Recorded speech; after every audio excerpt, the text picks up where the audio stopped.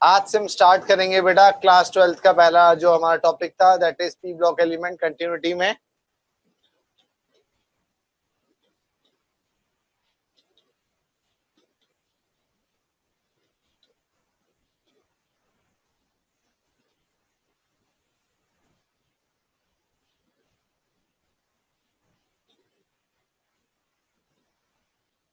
चलिए, एलिमेंट्स की जहां तक बात है, nitrogen, phosphorus, arsenic, antimony, bismuth,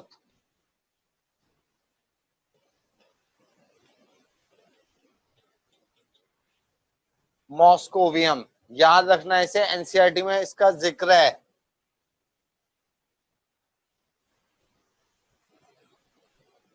moscovium. अगर आउटर मोस्ट शेल की इलेक्ट्रॉनिक कॉन्फ़िगरेशन की बात करूंगा,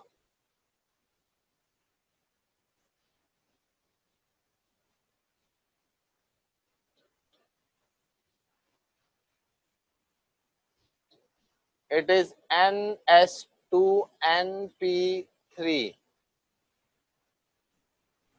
एटॉमिक नंबर्स की बात करूंगा 7+8। मैजिक नंबर्स आपको पता होने चाहिए, क्या होते थे मैजिक नंबर्स? दैट इज 2, 8, 8, 18, 18, 32, फिर से 32। तो 8 में बेटा 7 में 8 ऐड किया 15, 15 प्लस 8 मेरे पास आया कितना? 18, सॉरी 15 प्लस 18 33, 33 प्लस 18 हो गया मेरे पास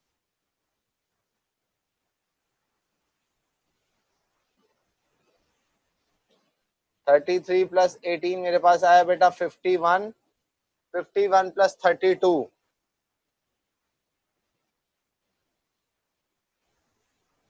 प्लस 32 115।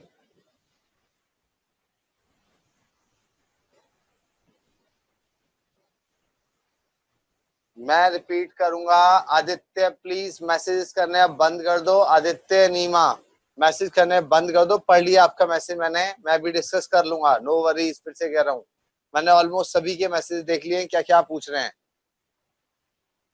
तनिष पूछ सकते हो बेटा, तनिष, सोनी, इधर ध्यान दो।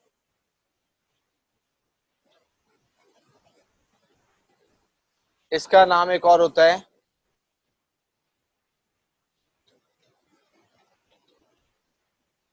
अनपेंटियम। अनपेंटियम जो आप लोगों ने वहां पढ़ा था, that is in class 11 4th chapter periodic classification के अंदर।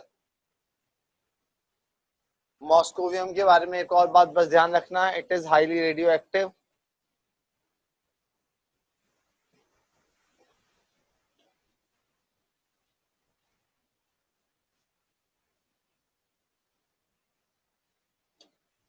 ठीक है, highly radio active in nature,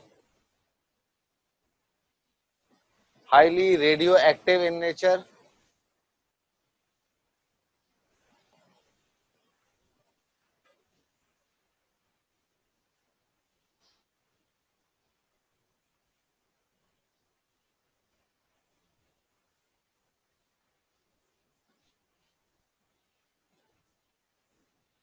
non metals,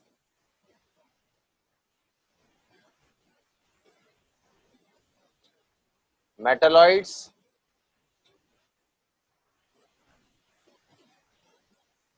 metals. इसके बारे में बहुत ज्यादा जानते नहीं है, रेडियो एक्टिव इन नेचर है बहुत ज्यादा।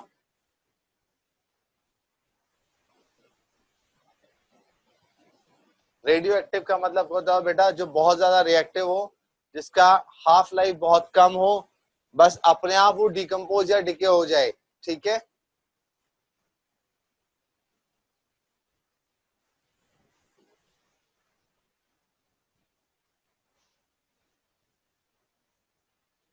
जैसा कि एन की मैं बात करता हूं, इसका जो पहला एलिमेंट है पीरियोडिक टेबल में, जो सेकेंड पीरियड के मेंबर्स होते हैं, सेकेंड पीरियड के members,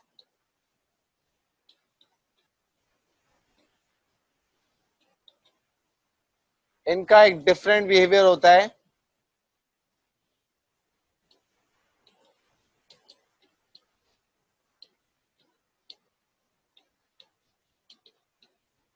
behaviour with respect to other members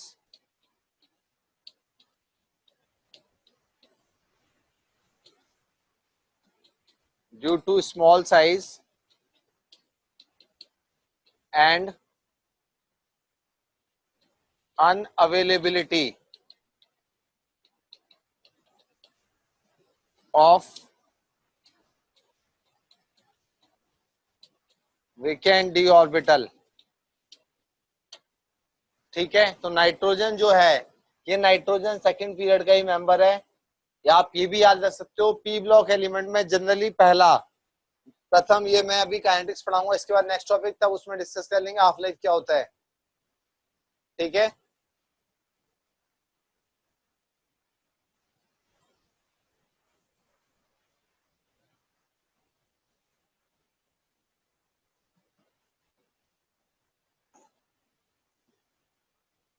चलिए।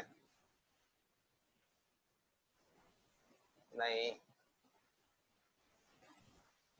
नाइट्रोजन की जहां तक बात थी, जैसे बोरॉन अपने पूरे ग्रुप से डिफरेंट, बोरॉन अपने पूरे ग्रुप से डिफरेंट बिहेव करता था। उसका भी रीजन यही बताया था मैंने आपको, that is small size and unavailability of D orbital. In the same way next group carbon आया, कार्बन अपने ग्रुप में डिफरेंट बिहेव करता था। सिमिलरली नाइट्रोजन अपने ग्रुप में डिफरेंट बिहेव करता है बाकी सारे एलिमेंट्स के साथ।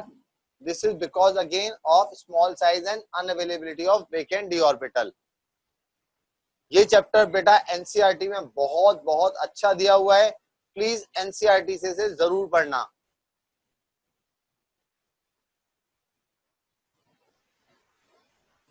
यहां तक नोट हो गया, आगे चलें।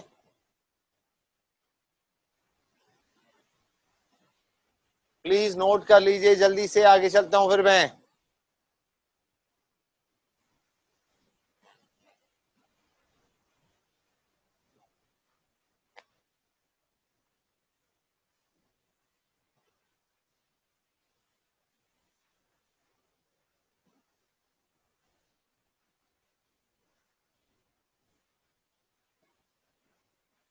इसमें एक पॉइंट और ऐड कर लो, हाई इलेक्ट्रोनेगेटिविटी।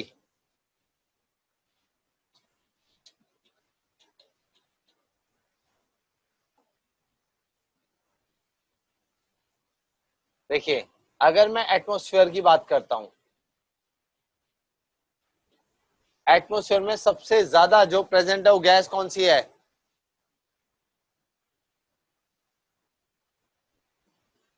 कुछ एक दो टॉपिक का हो सकता है डिफरेंस हो बेटा, मैंने आपके बैचेस को आईआईटी फोकस करके पढ़ाया है, मेडिकल के बैचेस को हम लोगों ने जो मैंने पढ़ाया है वो मैंने एनसीईआरटी फोकस रखा है बहुत ज्यादा।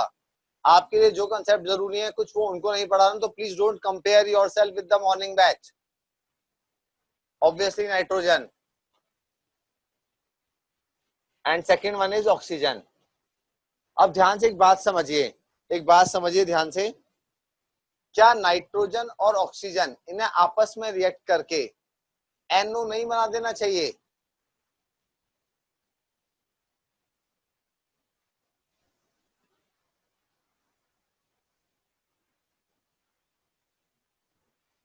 जब मैं आपकी क्लास में था, जब मैं क्लास 12th में था बेटा, तब मेरे दिमाग में सवाल आता था कि N2 और O2 को मिलकर के क्या बना देना चाहिए? NO बनाने चाहिए, बट NO नहीं बनता है because it requires N2 and O2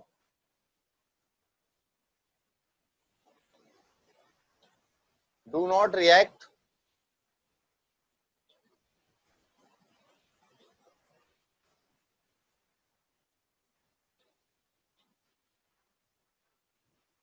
not react in atmosphere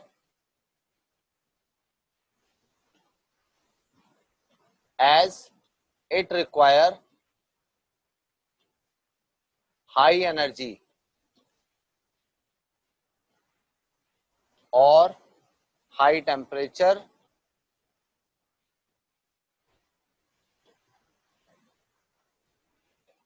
oblique electric arc electric arc, ये वर्ड नया है। राजवर्धन पूछ रहे हैं सर लाइटनिंग के वक्त क्या होता है? एनी आइडिया बेटा किसी को? जो बिजली चमकती है उस टाइम पर क्या होता है? ड्यूरिंग थंडरस्टॉर्म जब बिजली चमकती है तो क्या होता है?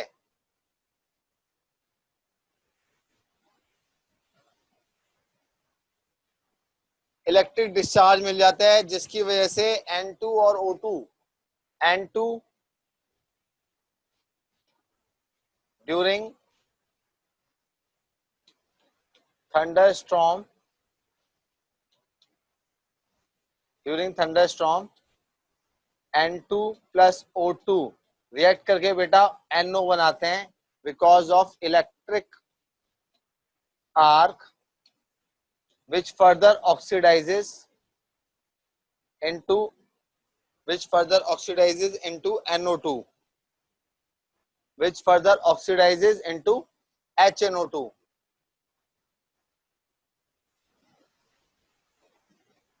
फर्दर NO2 बेटा वाटर के साथ रिएक्ट करके HNO3 प्लस HNO2 बना देता है। इस रिएक्शन का एक नाम होता है, कोई बता सकता है बेटा इस रिएक्शन का क्या नाम होता है?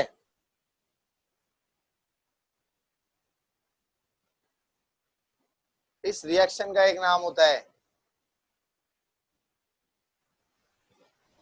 इसे बोलते हैं natural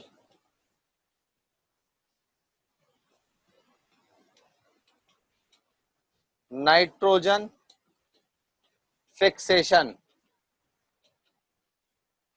natural nitrogen fixation.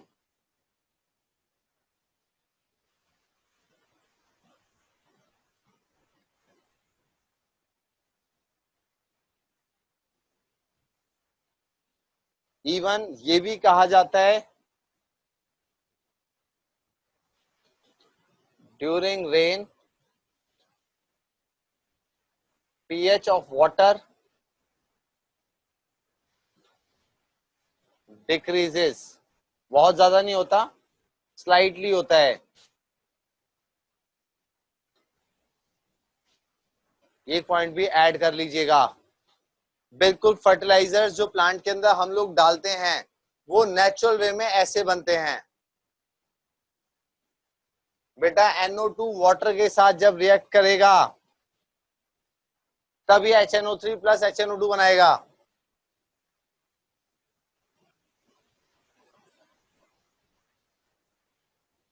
Fire condition क्या है वो समझिएगा ध्यान से।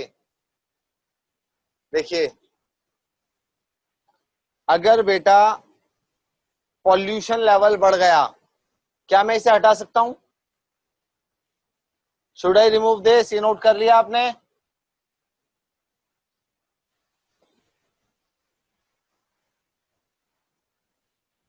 जल्दी नोट करो। N2 and O2 do not react in atmosphere as it require higher energy or high temperature और इलेक्ट्रिक आर्क, ये लिखा हुआ था यहां पर।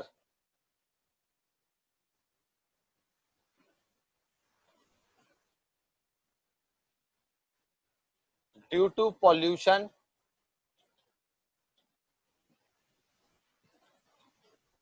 percentage of SO2 increases, percentage of SO2 increases। Percentage क्या होगा? SO2 से SO2 इंक्रीज करेगी, जो फर्दर वाटर के साथ रिएक्ट करता है जब, तो SO2 कन्वर्ट होता है SO3 में, प्लस वाटर जब मैं आता है इसमें तो यहाँ पर बनता है बेटा H2SO4। इस केस में pH is reduced by 2 to 2.5। ध्यान रखना, इसको बोलते हैं बेटा एसिड रेन।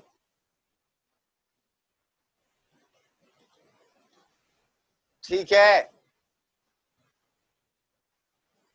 इलेक्ट्रिक आर्क बेटा बिजली चमकना या फिर कहीं से स्पार्क होना।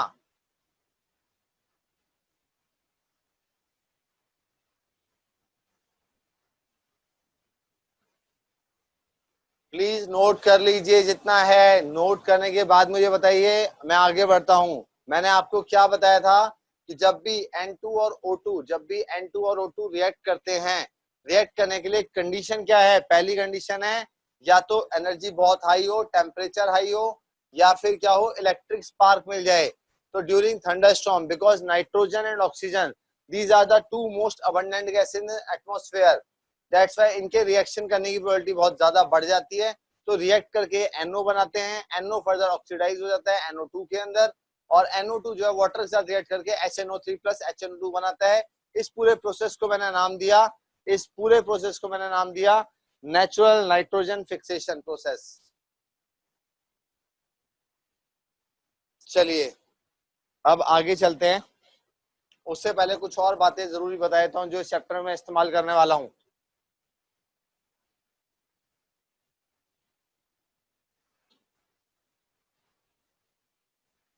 Nitrogen is the only member in this group जो डायटोमिक एग्जिस्ट करता है।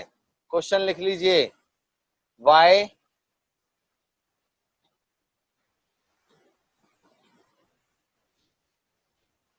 N2 exists as diatomic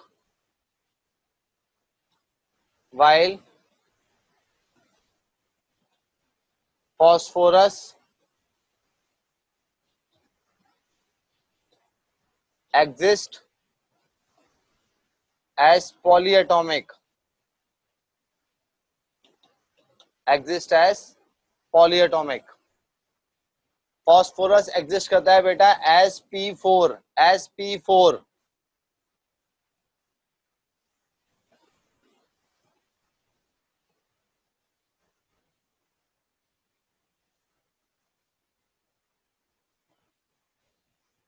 अब यहाँ पे आज आपको मैं थोड़ा सा बॉन्डिंग के बारे में और पढ़ाऊंगा।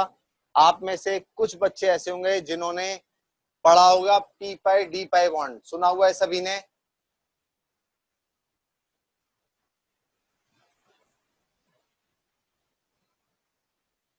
P pi D pi bond और पी पाई बॉन्ड, दोनों वर्ड सुने हुए हैं? Of course yes, very good.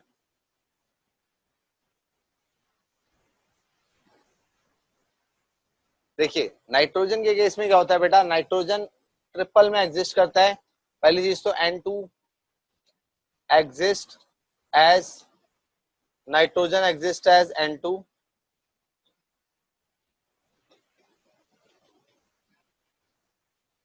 exist as N2 which is an inert gas,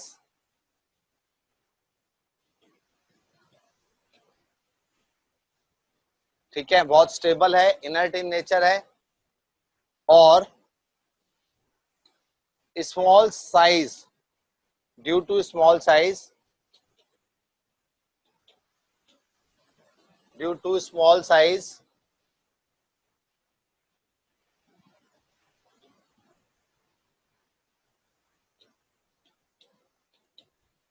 due to small size it can form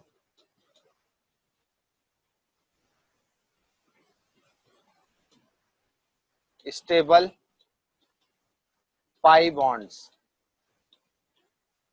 stable pi bonds, ठीक है, stable pi bonds second period का member भी है, बिल्कुल सही बात है।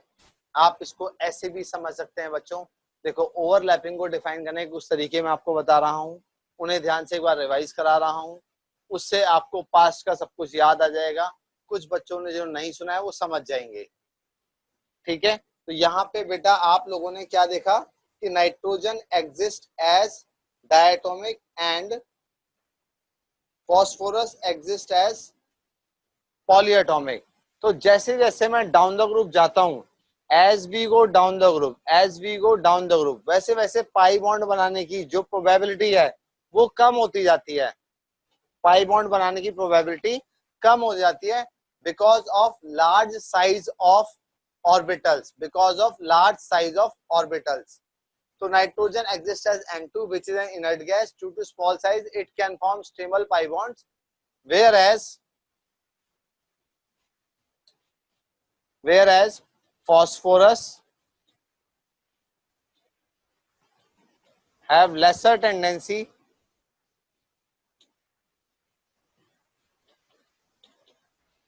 to form pi bond due to large size. ठीक है बेटा, सार्थक इसका कोई जवाब नहीं है बेटा।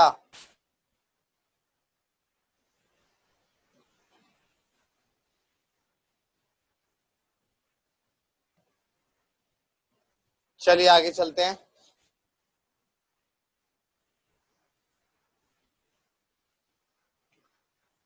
सभी ने नोट कर लिया है? आर्सेनिक पॉलीएटॉमिक बनाता है। एक पॉइंट और नोट कर लो,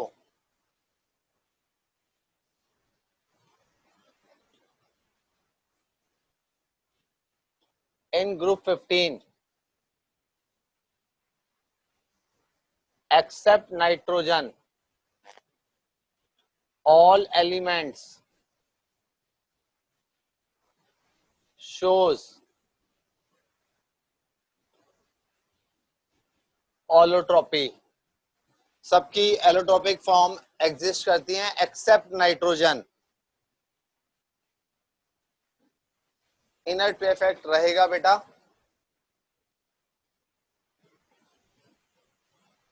स्वप्निल क्लास पर ध्यान दो बेटा।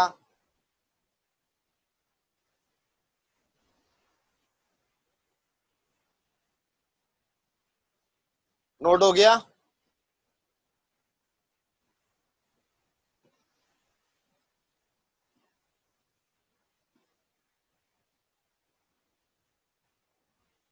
चलिए देखिए जरा, ओवरलैपिंग आपने कैसी कैसी देखी है।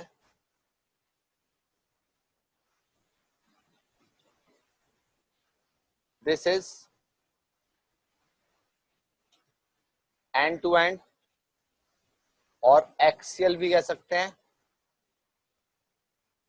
सिग्मा बॉन्ड फॉर्म हो रहा है। Is that clear? क्लियर है?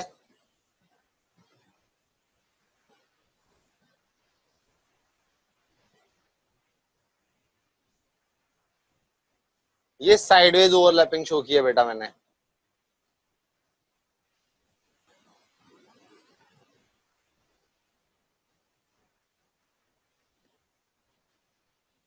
This is sideways overlapping.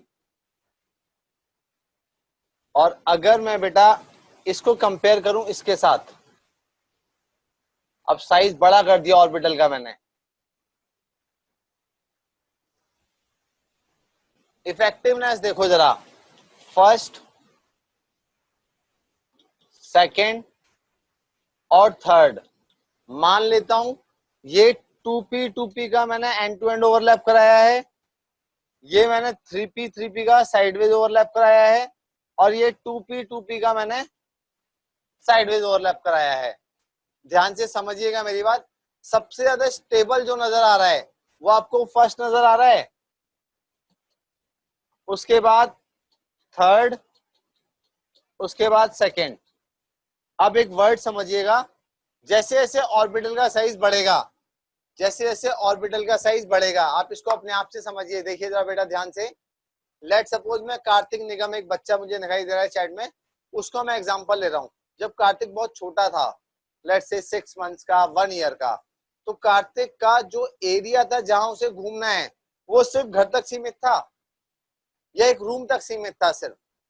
जैसे जैसे कार्तिक थोड़ा बड़ा हुआ तो अपने आसपास के किसी स्कूल में जाना शुरू कर दिया, तो उसका एरिया ऑफ ट्रेवल बढ़ गया, जहाँ पे उसके मिलने की प्रोबेबिलिटी थोड़ी ज्यादा मतलब कम हो गई। फिर उसके बाद उसका एरिया और बढ़ा। कुछ टाइम बाद ऐसा होगा कि वो कहीं शहर छोड़ के जाएगा। जैसे जैसे क्या होगा बेटा, हम जैसे जैसे बड़े होते जाते हैं वैसे वैसे हमारा एक एरिया, हमारा दायरा घूमने का, जिसको हम बोलते हैं delocalisation.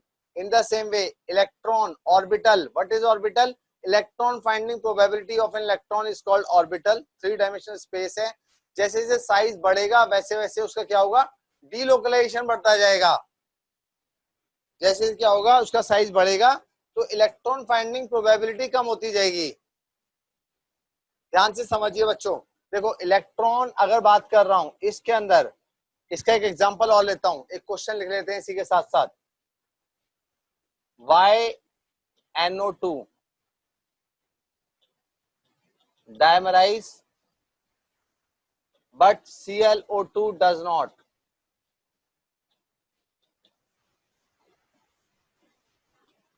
Both have odd electron. इसका आंसर यही है।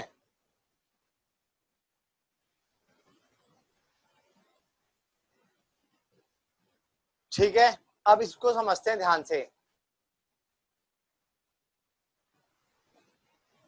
देखो बेटा, NO2 के पास एक डबल बॉन्ड है, एक कोऑर्डिनेट बॉन्ड है, एक लोन पे ये एक सिंगल इलेक्ट्रॉन, इसको ऑड इलेक्ट्रॉन कहा। इन द सेम वे जब मैं ClO2 की बात करता हूं तो ClO2 के पास भी इसी तरीके से नजर आते हैं मुझे। एक लोन पेयर है और एक यहाँ पे मैंने क्या दिखा दिया, सिंगल इलेक्ट्रॉन। आप ये देख पा रहे हैं बच्चों, this one and this one, these are the odd electrons.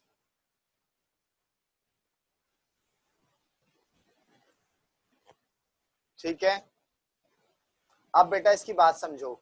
अब ये कहता है अगर मैं इसके पास एक और NO2 ले आऊं तो उसका ऑड इलेक्ट्रॉन जो है वो इसके साथ बॉन्ड क्रिएट कर लेगा, क्योंकि ऑर्बिटल छोटा है। देखो मुझे अगर कार्तिक निगम से दोस्ती करनी है, उसके साथ बॉन्ड बनाना है, तो पहले तो हम दोनों का मिलना जरूरी है। अगर हम दोनों का एरिया ऑफ ट्रेवल बहुत बड़े बड़े हैं तो ओवरलैपिंग कैसी होगी, इफेक्टिव होगी या वीक होगी? शिवम शर्मा प्लीज क्लास पर ध्यान दो, बाकी आपकी मर्जी है। ठीक है, तो जितना साइज बड़ा होगा, जितना साइज बड़ा होगा, जितना साइज बड़ा होगा उतनी बॉन्डिंग वीक होगी। ठीक है, चलिए, तो इस केस में यही हुआ बेटा। इसका अगर आंसर हम लिखना चाहते हैं तो आंसर आप लिख लीजिए please. In ClO2, in ClO2 odd electron is highly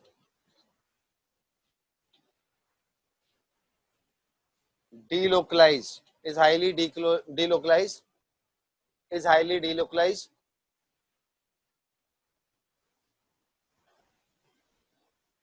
is highly delocalized. That's why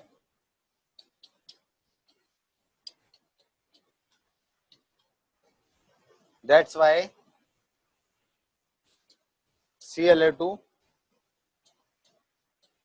does not dimerize in liquid state. ठीक है, NO2 जो होता है डायमराइज कर जाता है in liquid state. NO2 dimerises in liquid state. ये शायद मैंने पहले डिस्कस किया भी था कि NO2 अगर मैं बात करता हूं NO2 की, NO2 गैसियस फॉर्म में बेटा कैसा होता है, पैरामैग्नेटिक, लिक्विड फॉर्म में बन जाता है diamagnetic. Is that point clear to all of you?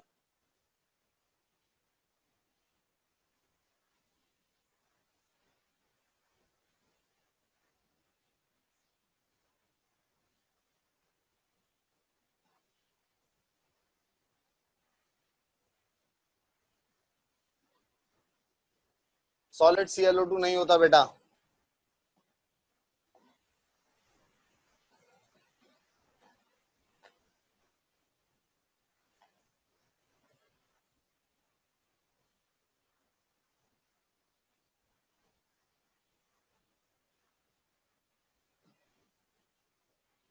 कुछ लोगों को कंफ्यूजन है बेटा, अगर बड़े ऑर्बिटल से हमारा स्ट्रॉन्ग बनता तो फॉस्फोरस को ट्रिपल बॉन्ड बनाने में क्या परेशानी थी?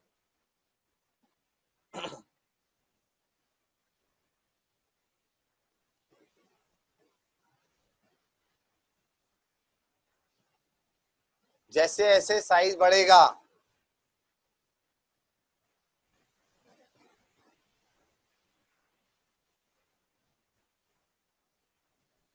चलिए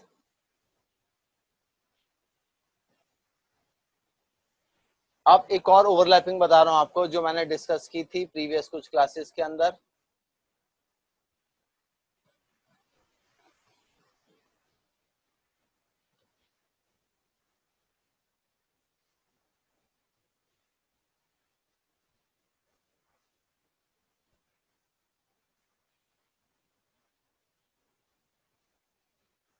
फिर से कंपेयर अगर करता हूं, फर्स्ट, सेकंड और थर्ड, इन तीनों को कंपेयर करूं, this is again banana bond मैंने बनाया है, बनाना बॉन्ड यहां पर बनाया है। ये बेटा एंड टू एंड ओवरलैपिंग है।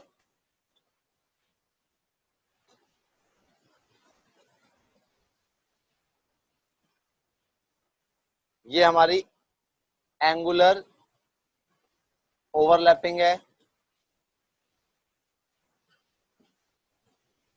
ये हमारी साइडवेज ओवरलैपिंग है।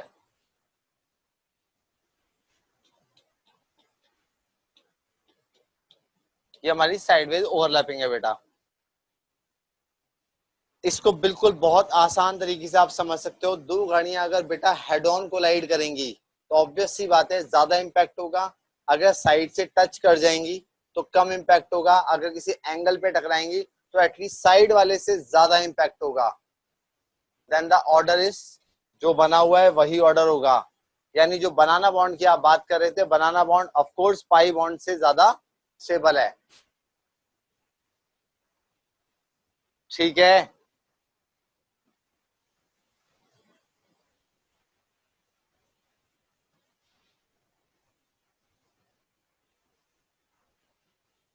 प्लीज नोट कर लीजिए। जिसको डाउट हो आप प्लीज मेरे से पूछ लेना।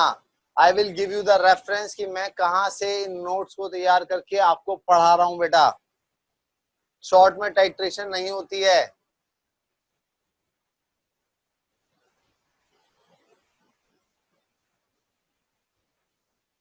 यहां पर बेटा मैंने end to end overlapping show किया है। ये हाइब्रिड ऑर्बिटल्स हैं कोई दो। यहां पर मैंने क्या किया, एंगुलर ओवरलैपिंग बताई है और यहाँ साइडवेज बताई है।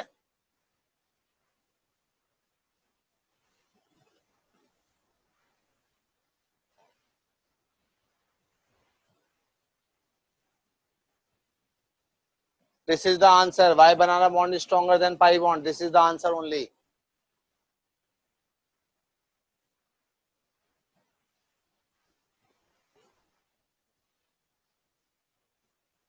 चलिए एक छोटा सा टॉपिक है, इन्हीं के ऊपर मैं बात कर रहा हूं आगे।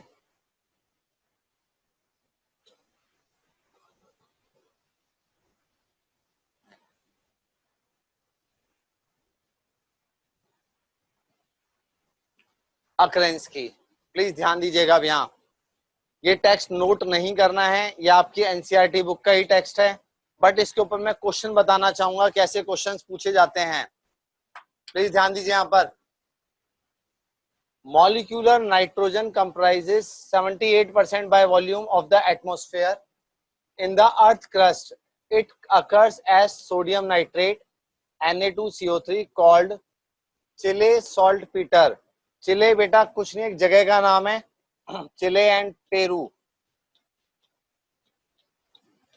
यहाँ पर नाइट्रोजन सबसे ज्यादा मिलती है। And potassium nitrate, Indian saltpeter, it is found in the form of proteins in plants and animals. Phosphorus occurs in minerals of the apatite family. Phosphor, this apatite stands for phosphate.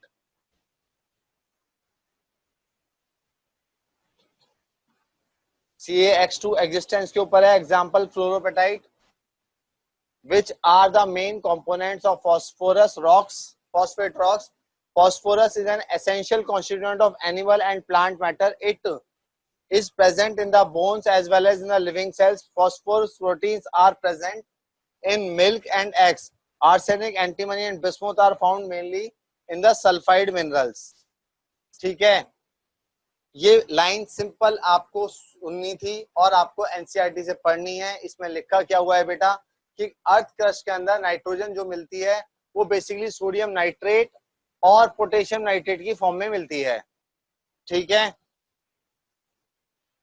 Please यहाँ नहीं बेटा note नहीं करना है। NCERT का page number है basically, जहां से मैंने ग्राफ लिया है, पेज नंबर एनसीईआरटी का 170 पर ये देखना है आपको। अब इसके ऊपर क्वेश्चन कैसे आता है, इसको याद रखना पड़ेगा बेटा। नाइट्रोजन याद ये रखना है कि नाइट्रोजन और फोस्फोरस कैसे एग्जिस्ट करते हैं। इसके ऊपर जेई में क्वेश्चन आ चुका है। This is the question, please ये क्वेश्चन अटेम्प्ट कीजिए, इसे नोट कर लीजिए। ये एनसीईआरटी में नहीं है। क्वेश्चन कहता है there are some deposits of nitrates and phosphates in the earth crust. Deposits का मतलब क्या हुआ, जैसा भी बताया था पिछली स्लाइड में। पिछली स्लाइड में मैंने आपको क्या बताया था कि सोडियम नाइट्रेट और पोटेशियम फोस्फेट की फॉर्म में अकर होता है क्या, nitrogen in earth crust. In the same वे यहाँ पर इसने ग्राफ दिया, एक पैराग्राफ दिया, उसके ऊपर दो क्वेश्चंस दिए हैं। This is question number 1 and this is question number 2। ये कहता है nitrates are more stable, nitrates are more stable in water, nitrates are difficult to reduce under the laboratory conditions but microbes do it easily. Ammonia forms large number of complexes with transition metal ions. Hybridization easily explains the ease of sigma donation capacity of NH3 and PH3. Phosphine is a flammable gas and is prepared from white phosphorus. सभी पहले इस paragraph को please note कीजिए। ये paragraph NCERT का नहीं है बेटा, ये पैराग्राफ एनसीईआरटी का नहीं है। उसके ऊपर बेस्ड अब ये क्वेश्चन है, among the following the correct statement is. 4 statements आपके सामने हैं।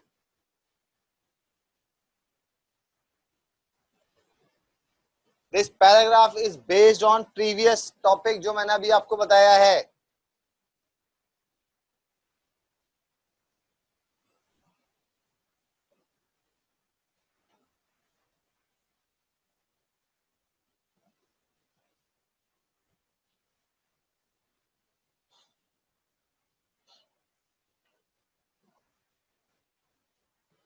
Answer is C.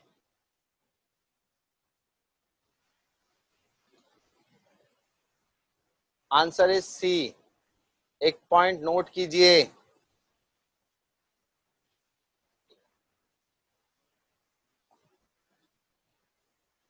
नोट डाल लेना प्लीज, एनसीईआरटी के अंदर ही लिख लेना चाहे इसे जब भी आप पढ़ोगे। Due to greater stability,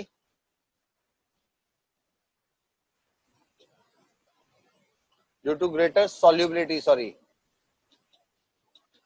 solubility in water, due to greater solubility in water and prone to microbial attack,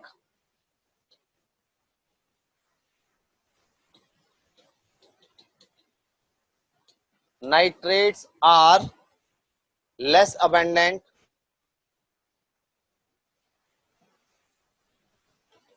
in earth's crust। इसे एज अ नोट ऐड कर लेना बेटा एनसीईआरटी के अंदर। पहले पॉइंट नोट कर लो, उसके बाद वापस उसी स्लाइड पे आ रहा हूं बच्चों। जिनके पास 12th की एनसीईआरटी नहीं है वो प्लीज डाउनलोड भी कर सकते हैं।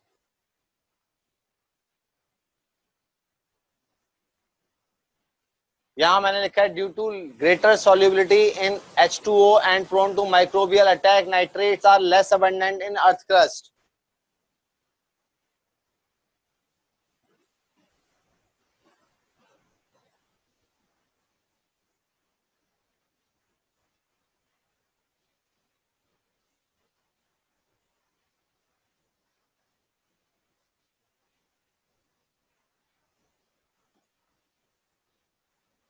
जो डी बोल रहे हैं बेटा यहाँ इसने इतना खुले शब्दों में कहा, nitrates are difficult, nitrates are difficult to reduce under the laboratory condition but microbes do it easily। अब यहाँ पे कहता है oxidation of nitrate is possible in soil. अब सॉइल जहां तक बात है, देखो यहाँ पे दोनों टाइप से आप बात कर सकते हो। देखो अगर रिड्यूस की बात कर रहा हूं, that is nitrates are difficult to reduce. Difficult to reduce का मतलब क्या होगा? बस करो बेटा,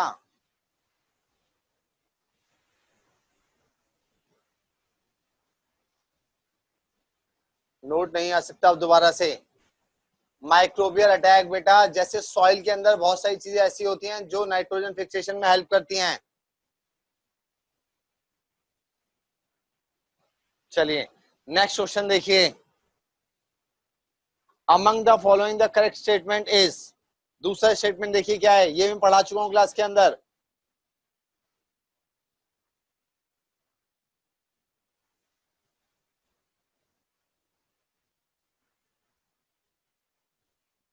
इसका आंसर सी नजर आ रहा है, सी इज करेक्ट। चलिए सभी का सही आया है, परफेक्ट। इसमें किसी को डाउट है? ऑप्शन डी था बेटा, between NH3 and PH3, NH3 is a better electron donor because the lone pair of electron occupies spherical s orbital and less directional.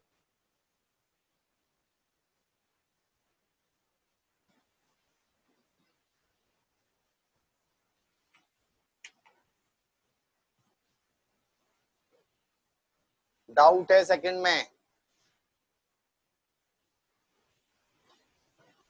ये मैंने आपको पढ़ाया था, जो नाइट्रोजन है यहाँ पर NH3 में, इसका lone pair belongs to which orbital? sp3 hybrid orbital,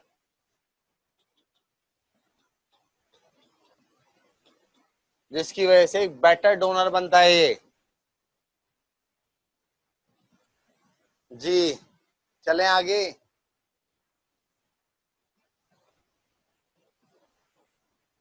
ये कुछ प्रॉपर्टीज हैं, कुछ प्रॉपर्टीज हैं जो आपको पता होनी चाहिए। ये टेबल एनसीईआरटी से लिया हुआ है, आप प्लीज एनसीईआरटी फॉलो कर सकते हैं इसके लिए। जैसा नंबर बताया था 7, 15, 33, 51, 83, और एक मैंने एक एमसी लिया था दैट इज 115। मासेस गिवन है, इलेक्ट्रॉनिक कॉन्फ़िगरेशन सबकी कॉमन आ रही है। आउटर मोस्ट शेल में अगेन NS2 NP3 आपको नजर आता है, accept first element that is nitrogen. सभी के पास वेकेंट डी ऑर्बिटल है, सभी के पास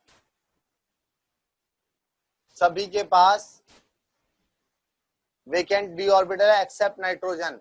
आयनेशन एंथैल्पी पे यहाँ पे डिक्रीज कर रही है बेटा डाउन द ग्रुप।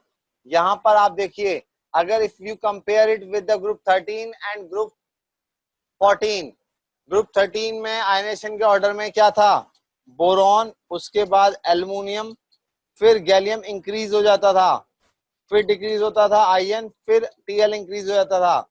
ये जो इम्पैक्ट आया था आपको याद होगा, मैंने पढ़ाया था ड्यू टू 3D ट्रांजिशन के आने की वजह से, और यहाँ पर आया था ड्यू टू 4f के आने की वजह से। तो आपको मेरे शब्द भी याद होंगे, I have use the word called epicentre. जैसे जैसे मैं डी और एफ से दूर होते जा रहा हूँ, वैसे वैसे डी और एफ का इम्पैक्ट कम होता जा रहा है। डेटा याद नहीं रखना है बेटा, सिर्फ ट्रेंड याद रखना है। इलेक्ट्रोनेगेटिविटी डिक्रीज कर रही है डाउन द ग्रुप। इसमें एक पॉइंट नोट करने वाला है, प्लीज यहां ध्यान देना जरा।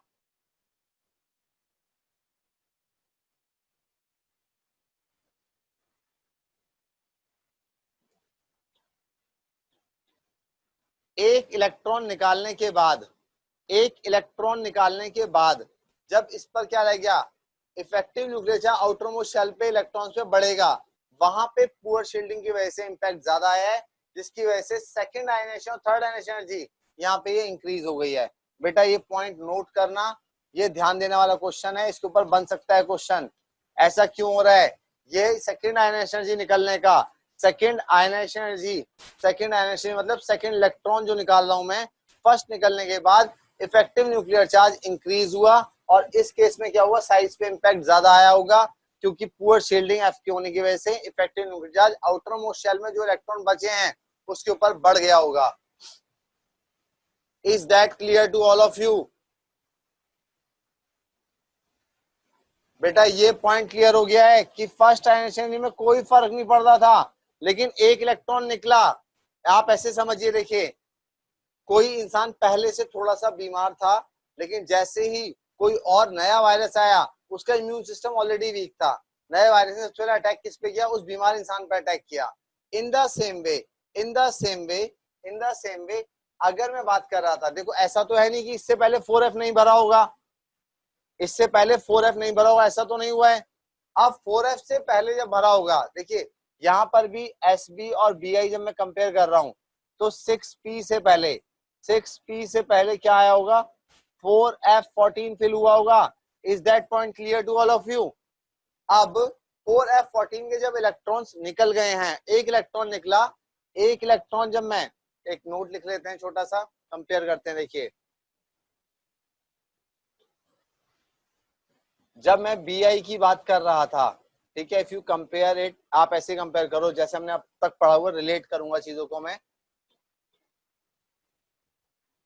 देखिए बोरॉन, एल्युमिनियम, गैलियम, इंडियम और थैलियम, अब इसको कंपेयर कर रहा हूं, नाइट्रोजन, फॉस्फोरस,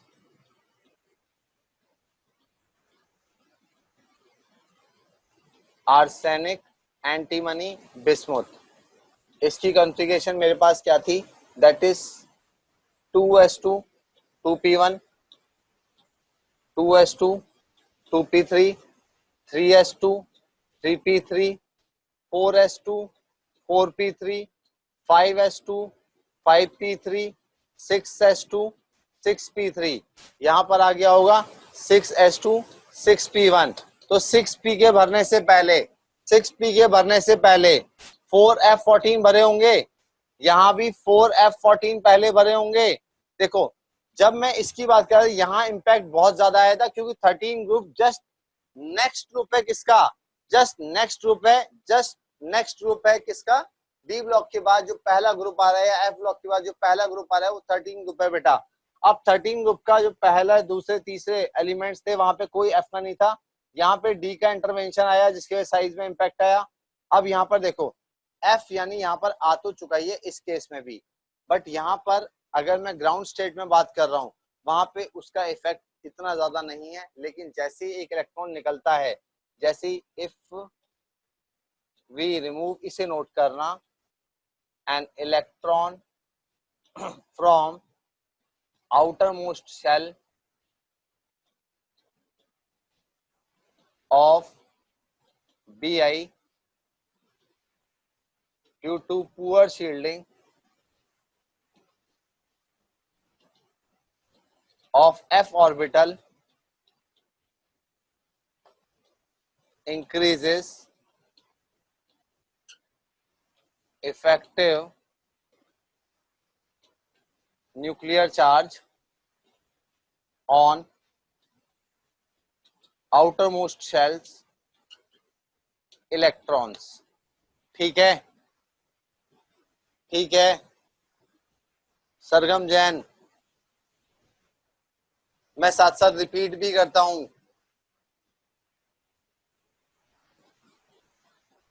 एक बात समझिए, एक इलेक्ट्रॉन जब आप निकालते हैं, लेट सपोज ऐसे समझिए, nucleus, first shell, second shell, third shell. Suppose third shell का इलेक्ट्रॉन जो थे, थर्ड शेल में 2 इलेक्ट्रॉन्स थे, यहाँ पर मेरे पास 8 इलेक्ट्रॉन्स हैं, 1 2 3 4 5 6 7 और 8, यहाँ पर 2 इलेक्ट्रॉन है। ठीक है, मैं सिंपल बात कर रहा हूँ। इसके अंदर मैंने शो किए कितने electrons? That is 2 + 8 + 2 that is 12। ठीक है, 12 इलेक्ट्रॉन यहाँ शो किए हैं। 12 इलेक्ट्रॉन्स के लिए 12 प्रोटॉन्स हैं। प्रोटॉन्स कितने न्यूक्लियस में? 12 हैं। अब एक बात समझना, जब एक इलेक्ट्रॉन निकालूंगा तो ये Mg से Mg+ बनेगा। तो ये जब एक इलेक्ट्रॉन मैंने निकाल लिया बेटा, ये इलेक्ट्रॉन निकाल लिया, तो यहाँ एक इलेक्ट्रॉन जो बचा हुआ है, उसे 12 प्रोटॉन अपनी तरफ खींच रहे होंगे। 12 इलेक्ट्रॉन जब खींच रहे होंगे बेटा, उस केस में इसके ऊपर इफेक्टिव चार्ज बढ़ जाएगा। बट मैं अगर बात कर रहा हूँ ब्रॉडर पिक्चर की, जहां पे 4F3D भी आ चुके हैं, तो पहले वो इतना इम्पैक्ट नहीं कर रहे थे, लेकिन जैसे ही क्या हुआ, एक इलेक्ट्रॉन निकल गया तब एफ पिक्चर में आएगा। Last word outermost electrons, electrons को लिखने का सिंबल होता है ये। Outermost shell Bi, outermost shell of Bi due to poor shielding of f orbital increases effective nuclear charge on the outermost shell of electrons, outermost shell electrons. That's why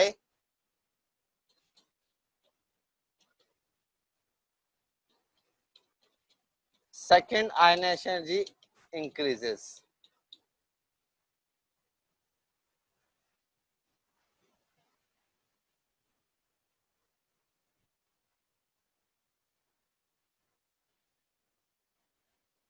just a second में check कर लेता हूं, otherwise आपके net connection में कुछ issue होगा।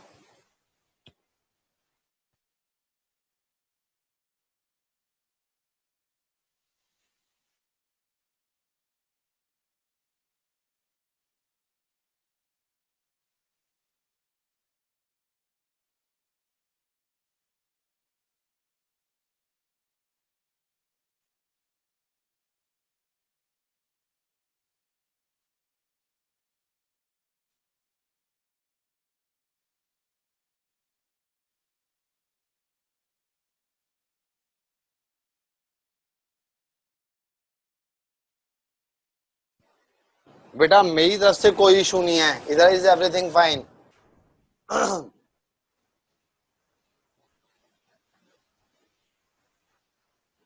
चलिए देखिए, मैं ऐसा क्यों बता रहा था, मैं रिपीट कर रहा हूँ बेटा, मैं रिपीट कर रहा हूँ, ध्यान से समझना, ध्यान से समझना, मैं रिपीट कर रहा हूँ।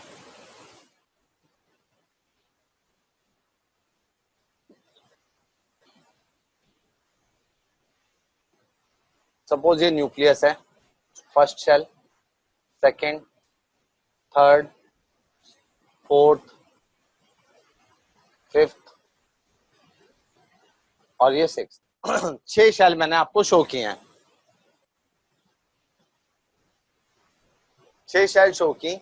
तो यहाँ पे 4f के 14 इलेक्ट्रॉन्स भी थे,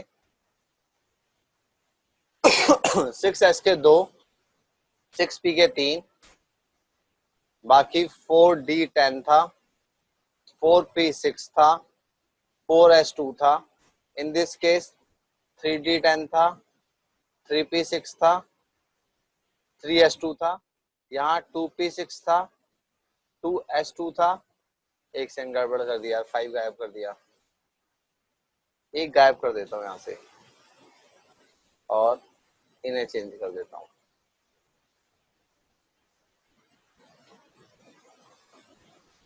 यहाँ पे 1s2 था,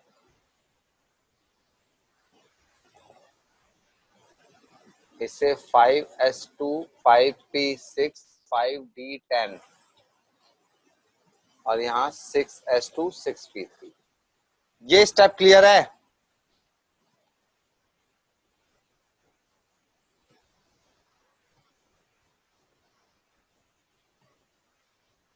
इसमें देखो बेटा, यहाँ 4f, 3d, 5d, 4d इन सब की पुअर शील्डिंग यहाँ पर हो रही है, ठीक है।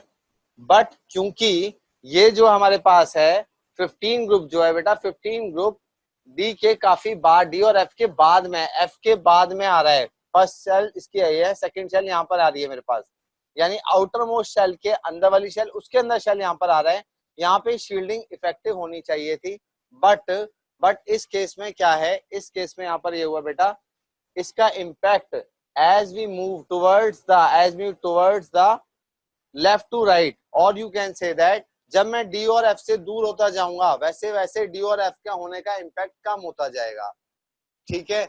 इस केस में आप ये भी समझ सकते हो कि जब मैं एक इलेक्ट्रॉन यहाँ से निकाल रहा हूं, अब एक इलेक्ट्रॉन निकाला, 6p2 किया, फर्स्ट आयनाइजेशन एनर्जी मतलब एक इलेक्ट्रॉन निकाला, सेकेंड इलेक्ट्रॉन का मतलब क्या हुआ, दूसरा इलेक्ट्रॉन निकाला। तो जब फर्स्ट इलेक्ट्रॉन निकाल लिया तो इसके ऊपर एक प्लस चार्ज जनरेट होगा। अब प्लस चार्ज जनरेट हुआ तो प्रोटॉन जो अंदर बढ़े हुए हैं, ये प्रोटॉन जो न्यूक्लियस के अंदर है, ये प्रोटॉन उसे और ज्यादा इफेक्ट करेंगे, अट्रैक्ट करेंगे। उस केस में ये पिक्चर में आएगा, जिसकी वजह से मैंने आपको बताया था यहाँ पर ये 2 एक्सेप्शंस होती हैं। प्लीज इन्हें बस मार्क कर लीजिएगा, जो आपके क्वेश्चंस में आ सकती है। ठीक है, इसके बाद कोवेलेंट रेडियस है, लगातार हमारे पास क्या हो रही है, वो हमारी इंक्रीज हुई है। आयनिक रेडियस की कोई यहाँ पे जरूरत नहीं पड़ेगी, बिकॉज इसमें आपको क्या है, आयनिक रेडियस जब हम बात करेंगे, देखो मेटेलिक कैरेक्टर बेटा हमारे पास क्या होता है, मेटेलिक कैरेक्टर हमारा क्या होगा, इंक्रीज करेगा down the group, electronegative decrease करेगी डाउन द ग्रुप। मैं जो पढ़ा रहा होता हूँ बेटा उस पर ध्यान दिया करो, कई बच्चे पता नहीं कहाँ कहाँ के क्वेश्चन पूछने लग जाते हैं।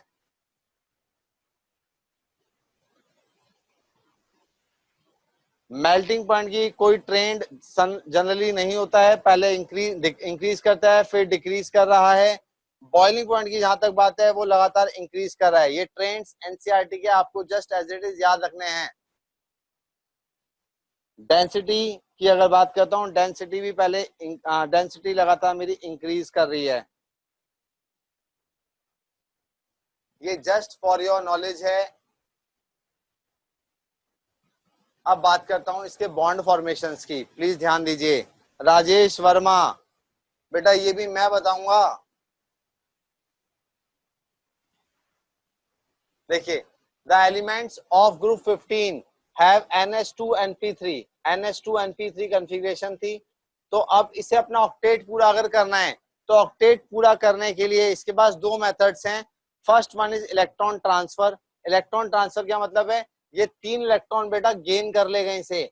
अब इसे 3 इलेक्ट्रॉन कौन दे सकता है, ऑफ कोर्स वो 3 इलेक्ट्रॉन जो आ सकते हैं वो एल्कली मेटल से आ सकते हैं। The atoms of element of this group में accept 3 electrons from more metallic elements to form triply charged negative ions such as nitride and phosphide ion, and thereby attain noble gas configuration. Only small atoms can form highly charged negative ions because of their greater electronegativities. Obviously, nitrogen with greater electronegativity and smaller size has a strong tendency to form nitride ion. देखिए बेटा, N3 minus P3 minus, इनके बनाने की अगर मैं probability की बात करता हूं, इनके बनाने की मैं अगर प्रोबेबिलिटी की बात करता हूं, इनके बनाने की अगर प्रोबेबिलिटी की बात करता हूं बेटा, तो ये बोलता है कि नाइट्रोजन, ये जो टेक्स्ट है इसमें लिखा है नाइट्रोजन जो है वो मोस्ट इलेक्ट्रोनेगेटिव इन नेचर है, मोस्ट इलेक्ट्रोनेगेटिव इन नेचर है अपने ग्रुप के अंदर। और जैसे जैसे मैं डाउन द ग्रुप जा रहा हूँ इलेक्ट्रोनेगेटिविटी डिक्रीज कर रही है और साइज इंक्रीज कर रहा है। साइज इंक्रीज करेगा और इलेक्ट्रॉन डिक्रीज करेगी, तो tendency to form N3 minus क्या होगा बेटा, वो डिक्रीज करता जाएगा। The other members of family show little tendency to form triply charged negative ions, and this tendency decreases down the group because increase of size and decrease of electronegativity. Please ये point note कर लीजिए बेटा, ये note करना है, ये note करना है बेटा, ये एनसीईआरटी का नहीं है। जहां तक ऑक्सीडेशन स्टेट्स की बात है, the element of this group also exhibit oxidation state +3 +5, generally not known because their ionization enthalpy will be very high. As we go down the group, the stability of +3 oxidation state increases, that of +5 decreases. देखिए, यानी बेटा अगर group 15 की बात कर रहा हूं तो उसकी -3 स्टेट होती है, +5 होती है, +3 होती है। अब यहां पर कहा जा रहा है कि +3 स्टेट, ये तो समझ में आ रहा है कि +3 स्टेट डाउन द ग्रुप अगर मैं जाऊंगा, +3 स्टेट अगर डाउन द ग्रुप जाऊंगा तो due to inert pair effect stable होती जाएगी, but being electronegative in nature. आप एक बात समझो बच्चे, मैं अगर इस तरह से ग्रुप में मूव पीरियड में मूव कर रहा हूं, BCNOF, इनको अगर कंपेयर करते हैं, इलेक्ट्रोनेगेटिविटी इंक्रीज कर रही है, यस और नो, इलेक्ट्रोनेगेटिविटी इंक्रीज कर रही है, परफेक्ट। ग्रुप ऑक्सीडेशन स्टेट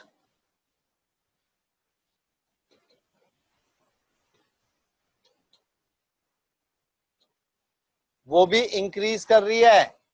अगर 13 ग्रुप की बात कर रहा था तो ये +3 थी, यहाँ +4 हुई, यहाँ +5 हुई, यहाँ +6 हुई और यहाँ पर +7 हो गई। क्लियर है? अब +7 अगर बनाना चाहता हूं फ्लोरीन से, is it possible?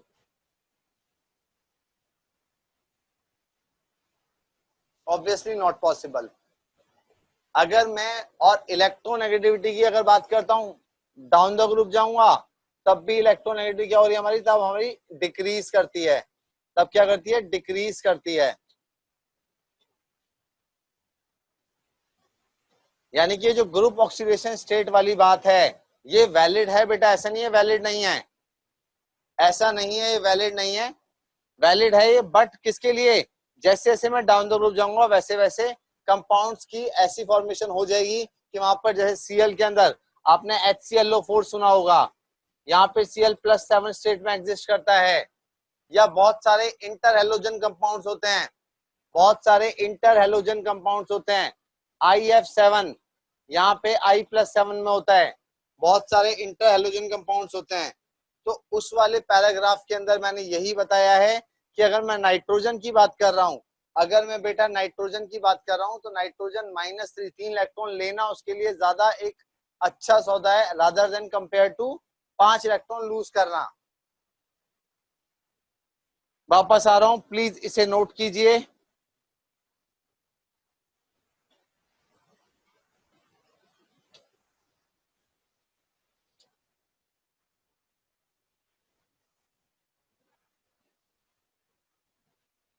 Please note कर लो बेटा।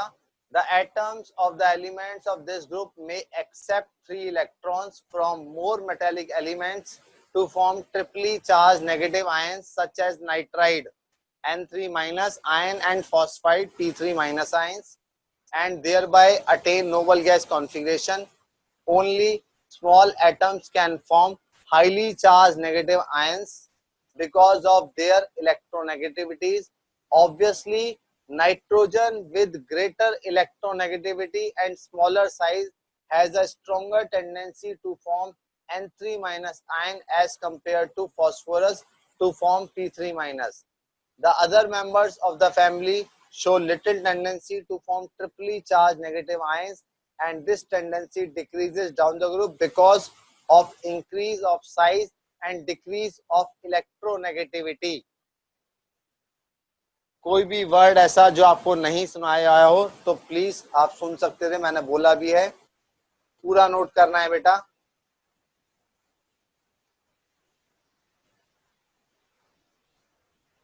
कार्तिक निगम, यू आर राइट बेटा। The element of this group exhibit +3 state, +5 state are generally not known because of their ionization energy, काफी ज्यादा होती है ionization energy, बट एग्जिस्ट तो करती है, ऐसा नहीं है नाइट्रोजन +5 में या +3 में ऐसे नहीं करता कंपाउंड्स में। एनसीईआरटी में नहीं है ये। जब नोट हो जाए प्लीज बताइए मुझे।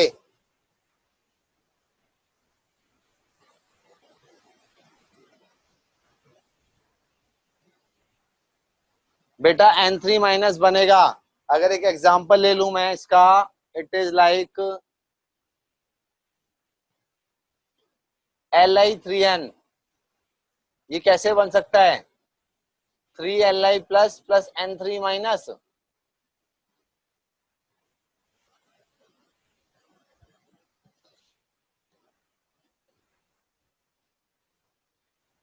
Ionisation energy, ionisation enthalpy almost same होती है, इसमें वही डिफरेंस है जो एंथैल्पी और एनर्जी में था, थर्मोडायनेमिक्स में आप पढ़कर आए हैं।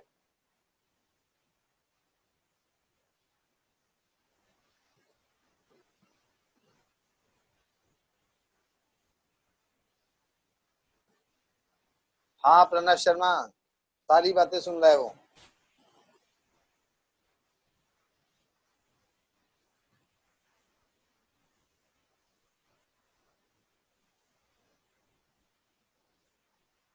जल्दी नोट कीजिए।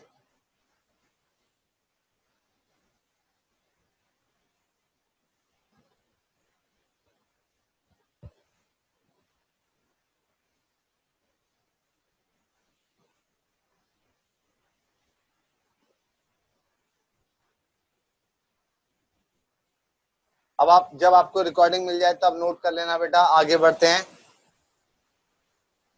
बॉन्ड अपने आप बनते हैं बेटा, ऐसा नहीं होता राघव। कोई ना कोई रीजन होता है बॉन्ड बनने का। अपने आप कोई ना कोई चीज कोई ना कोई इनिशिएट करता होगा। हर एक चीज को कोई ना कोई रिक्वायर्ड एनर्जी चाहिए होती है, एक्टिवेशन एनर्जी। एक वर्ड बताऊंगा आपको। नेक्स्ट है बेटा इलेक्ट्रॉन शेयरिंग। अब एक काम की चीज आई है, आपको यहाँ पर अब ध्यान देना है please. Since the atoms of these element contain 3 unpaired p electrons can pair with unpaired p electrons of other atoms to form 3 covalent bond like NH3, PS3, AS3 and BIS3। पहला मेथड था कि N3 minus बना लें, N3 minus बना लें। या तो N3 minus कैसे बनेगा? N3 माइनस बनेगा बेटा इलेक्ट्रॉन्स गेन करके। इलेक्ट्रॉन गेन किससे किए जा सकते हैं? एल्कली मेटल्स हो या हाईली डोनेटिंग नेचर के इनके पास एलिमेंट्स हो तो वहां पर बॉन्ड बन सकता था। अदरवाइज क्या कर सकते हैं? नॉन मेटल्स हैं ही N और P, और उसके बाद क्या कर सकते हैं? ये इनके पास वेकेंट ऑर्बिटल है, अनपेयर्ड इलेक्ट्रॉन है, जिसकी वजह से क्या बना सकते हैं? ये यहाँ पर बड़े आसानी से क्या कोवलेंट बॉन्ड्स क्रिएट कर सकते हैं। अब हाइड्राइड्स के कुछ ऑर्डर मैंने यहाँ पर शो किए हैं। इनके ऊपर बेटा डायरेक्ट क्वेश्चन पूछे जाते हैं, इसलिए इन सबको मैंने एक साथ यहाँ पर मेंशन किया है। खुशी वी विल ट्राइंग कि आपको हर क्लास से पहले, नेक्स्ट क्लास होने से पहले आपको रिकॉर्डिंग मिल जाए। That's why I have shared my number.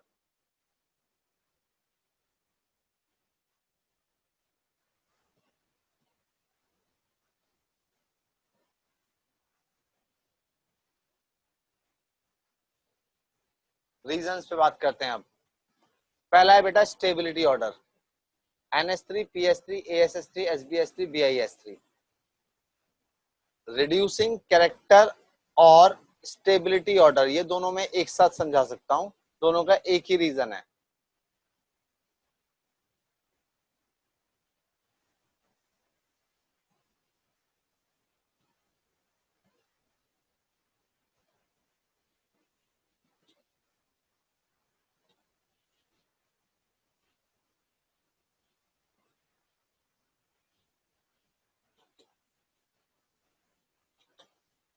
Due to large size and longer bond length, also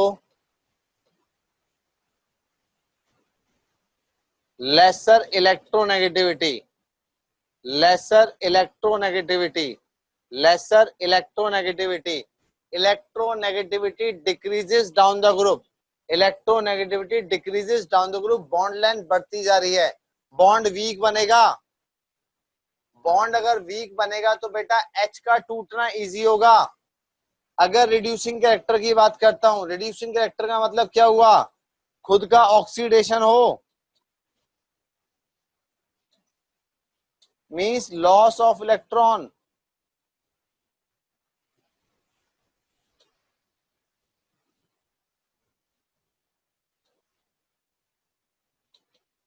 oblique loss of hydrogen, oblique gain of oxygen, यही है। तो जैसे से बेटा अगर मैं ऑर्डर देख रहा हूं, देखो एक बात समझो, BIS3 सबसे अच्छा रिड्यूसिंग एजेंट बताया है। सबसे अच्छा रिड्यूसिंग एजेंट मतलब क्या हुआ? इजीली H को लूज कर दे। अब H को अगर लूज कर रहा है, H को अगर लूज कर रहा है, H को अगर बेटा ये लूज कर रहा है तो क्या होगा? इजीली H को लूज कर रहा है तो इसका रिड्यूसिंग कैरेक्टर हाई हो जाएगा। और यहाँ पे मैं स्टेबिलिटी ऑर्डर की बात कर रहा हूँ बेटा, जितना ज्यादा रिएक्टिव, जितना ज्यादा रिएक्टिव, जितना ज्यादा रिएक्टिव, तो कह सकता हूं कम stable. Is that point clear to all of you?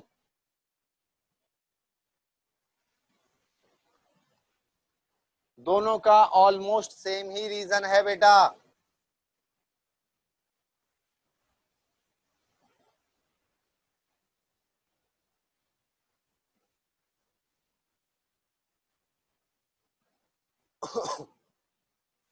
उसके बाद है बेसिसिटी। बेसिसिटी क्या है?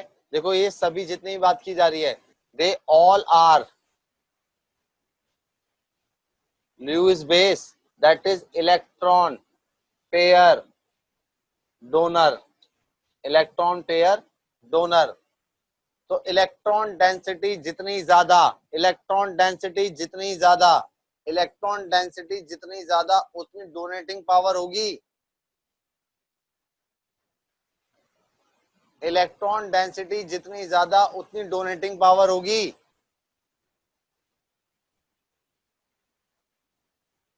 बॉन्ड एंगल डिस्कस कर चुका हूं ऑलरेडी कई बार। बॉइलिंग पॉइंट की जहां तक बात है, जैसे जैसे वेट बढ़ता है, जैसे जैसे वेट बढ़ता है वैसे वैसे बॉइलिंग पॉइंट बढ़ता है बेटा।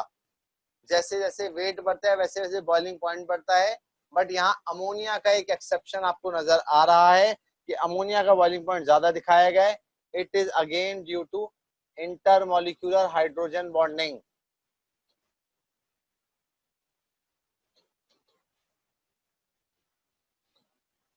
इसका एक और नाम पढ़ा होगा आपने, मॉलिक्यूलर एसोसिएशन। Molecular association.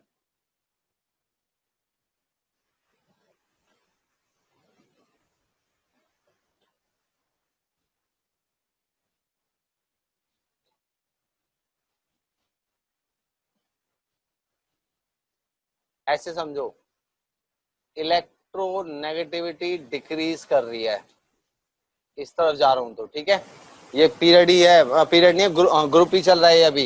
ये मैं समझना मैं अलोंग द पीरियड जा रहा हूँ, वरना इसको और कंफ्यूजन ना हो, आप ऐसे भी लिख सकते हैं।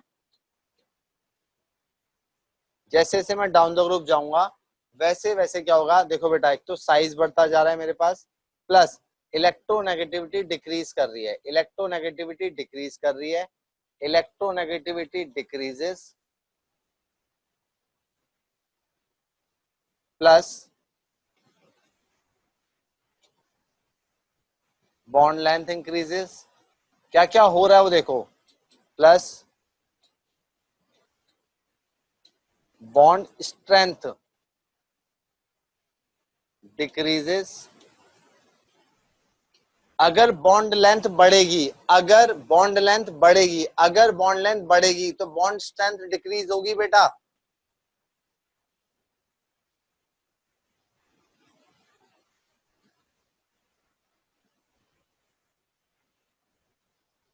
Is that point clear? अब सारी चीजें जब आप समझते हो, देखो इलेक्ट्रोनेगेटिविटी डिक्रीज कर रही है, यानी NH3 की इलेक्ट्रोनेगेटिविटी ज्यादा है, जिसकी वजह से क्या होगा, NH3 में N और H में यहाँ पर इलेक्ट्रॉन डेंसिटी क्या होगी, काफी अच्छी डेवलप हो जाएगी, इलेक्ट्रॉन काफी ज्यादा पास पास आ जाएंगे, इलेक्ट्रॉन डोनेटिंग पावर ज्यादा होगी। इलेक्ट्रॉन है ये बेटा, आपने पीरियोडिक क्लासिफिकेशन में पढ़ा था ये, why electronegative decreases. Electronegative nature क्या है, इलेक्ट्रोनेगेटिव नेचर होता है बेटा tendency to attract shared pair of electron. जैसे जैसे मैं डाउन द ग्रुप जाऊंगा वैसे वैसे मेटेलिक कैरेक्टर इंक्रीज करता है। अब मेटेलिक कैरेक्टर इंक्रीज अगर कर रहा है तो इलेक्ट्रॉन डोनेटिंग पावर बढ़ रही है। अगर मेरे अंदर एक नेचर है डोनेट करने का, तो बेटा मैं किसी और का क्यों लेना चाहूंगा? ठीक है। अब इस केस में मेरे बच्चों क्या नजर आ रहा है कि मेरे पास एक तो बॉन्ड लेंथ जो मेरी इंक्रीज हुई, बॉन्ड स्ट्रेंथ मेरी वीक हुई, जिसकी वजह से reducing character down the group जाने में मेरा इंक्रीज हो जाएगा। एच निकालना मेरे लिए ज्यादा आसान है SbH3 और BiH3 में से, बिकॉज ना तो ये इलेक्ट्रोनेगेटिव है Bi जो इलेक्ट्रॉन्स को रोक के रख पाए, यहाँ पर H का टूटना मेरे लिए सबसे आसान है।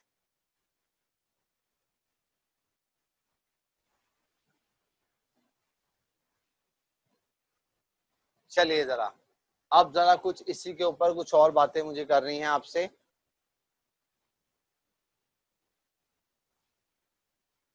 कुछ स्ट्रक्चर्स बना रहा हूं बेटा मैं।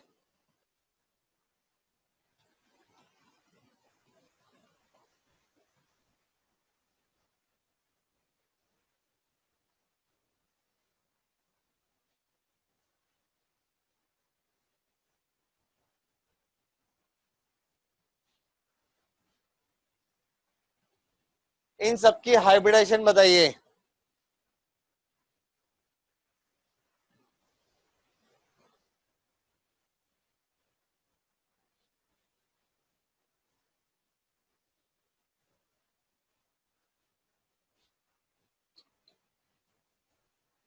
क्लियर है? परफेक्ट बेटा।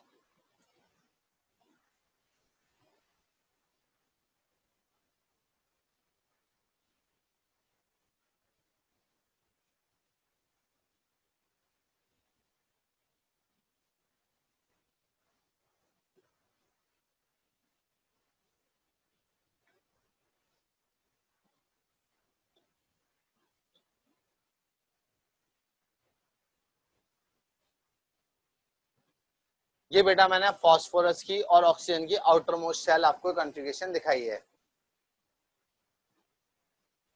अब मैं अगर बात करता हूं एक्साइटेड स्टेट की फास्फोरस के,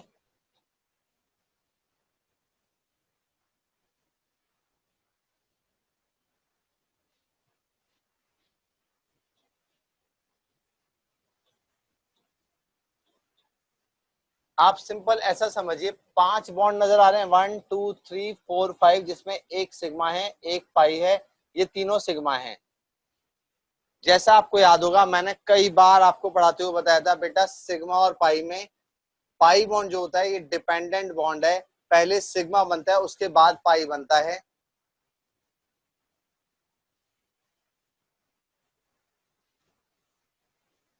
तो यहां पर मैं क्या देख पाता हूं, इस इलेक्ट्रॉन को मैंने एक्साइट किया और यहां पर ले आया, ठीक है। ऑक्सीजन मेरे पास, अगर मैं एक एक को लेता चलता हूं, ऑक्सीजन के पास क्या था बेटा, 1 2 3, और यहाँ पे एक हाइड्रोजन साथ में आ रहे हैं। जो हाइड्रोजन के साथ में बेटा ये तो सिग्मा बॉन्ड क्लियर नजर आ रहे हैं, सभी बन जाएंगे। तो ऑक्सीजन के पास 2 अनपेयर्ड थे, ऑक्सीजन के पास क्या थे, 2 अनपेयर्ड थे। तो ये जो OH वाले बॉन्ड हैं ये तो नॉर्मल सिग्मा बॉन्ड मुझे सारे नजर आ गए। ऑक्सीजन थे 4, ऑक्सीजन थे 4, ठीक है। अब यहाँ पे जो एक ऑक्सीजन बचा हुआ है इसका एक सिग्मा तो नजर आ गया, एक के साथ बन जाएगा।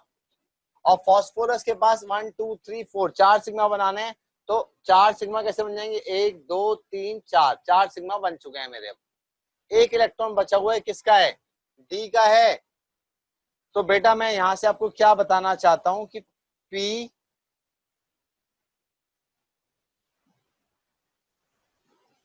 और डी, यहां पर एक बॉन्डिंग हो रही है जिसको मैंने नाम दिया है बेटा P pi D pi bonding, P pi D pi bonding, P pi D pi bonding.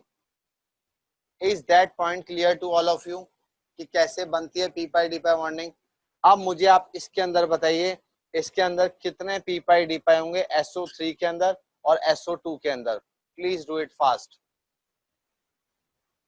Repeat कर रहा हूं, देखो बेटा पाई बॉन्ड बनाने का अभी तक हम लोगों ने तरीके देखे थे, क्योंकि अभी तक जो हमारे सेकंड पीरियड के मेंबर्स हैं उनके पास डी ऑर्बिटल नहीं होता है, सेकंड पीरियड के मेंबर्स के पास डी ऑर्बिटल नहीं होता है, जिसकी वजह से अगर हम साइडवेज ओवरलैपिंग बनाना चाहें तो पी पी के बीच में साइडवेज ओवरलैपिंग ऐसे बन सकती थी। लेकिन बेटा अगर डी और पी के बीच में बनाना चाहता हूँ वहां पर भी साइडवेज ओवरलैपिंग हो सकती है। जैसा कि यहाँ पे आपको नजर आ रहा है कि 4 सिग्मा बॉन्ड, 1 2 3 4, 4 सिग्मा बॉन्ड बनाने के लिए मैंने 4 इलेक्ट्रॉन यूज कर लिए, एक इलेक्ट्रॉन डी का बच गया। अब इन द सेम वे अगर यहाँ पर देखता हूँ 1 और 2, 2 सिग्मा मेरे पास बन रहे हैं और 2 पाई भी फॉर्म हो रहे हैं। अब इसके पास डी तो है ही नहीं, अगर एक इलेक्ट्रॉन सिग्मा में यूज कर लिया तो एक इलेक्ट्रॉन यहाँ से बचा हुआ है, यानी पी पाई तो बनना तय है। अब यहाँ पे इसके पास 2 सिग्मा बन गए, एक सिग्मा 2 सिग्मा बन गए हैं और एक लोन पेयर भी है। अब इस केस को ध्यान से समझिएगा, इसको और इसको दोनों केस को कंपेयर करना साथ साथ। इसमें 1 2 3 3 सिग्मा बन चुके हैं, 1 2 3 3 सिग्मा बन चुके हैं। तो इसमें डी पाई पी पाई दोनों के बनने के चांसेस बन रहे हैं SO3 में बेटा। SO3 इसके अंदर बेटा जब मैं बात कर रहा हूं यहां पर एक होगा पी पाई, एक होगा, और यहां पर होगा बेटा एक होगा पी पाई और एक होगा एक P pi D pi.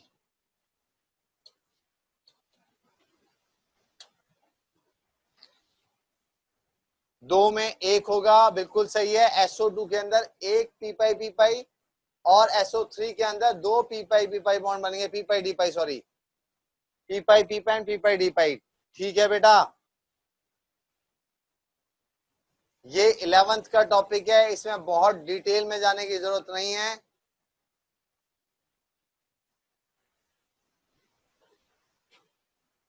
But ये यूज होगा इसलिए मैं रिवाइज करा रहा हूं।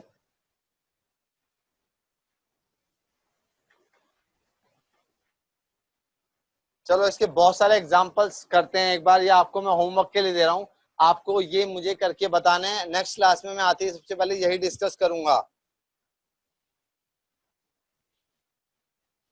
H3PO4, H3PO3, H3PO2, SO3, H3O9, XCO2F2, XCOF4। इन सब में मुझे आपको बताना है कितने पी पाई कितने डी पाई सारे बॉन्ड्स होंगे, कितने पी पाई डी पाई बॉन्ड बनेंगे। आप इसे प्लीज करके आइएगा। नेक्स्ट क्लास में मैं यहीं से शुरू करूंगा। हाइड्राइड्स बेटा हाइड्रोजन में पढ़ाऊंगा मैं आपको, तीन टाइप के, कोवलेंट, आयनाइक और इंटरस्टिशियल हाइड्राइड्स।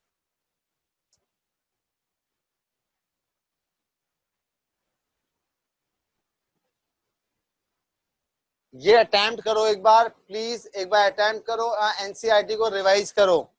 उसके बाद मैं इस टॉपिक को आगे कंटिन्यू करूंगा, इसी के आगे चलूंगा बेटा। चलिए, थैंक यू सो मच।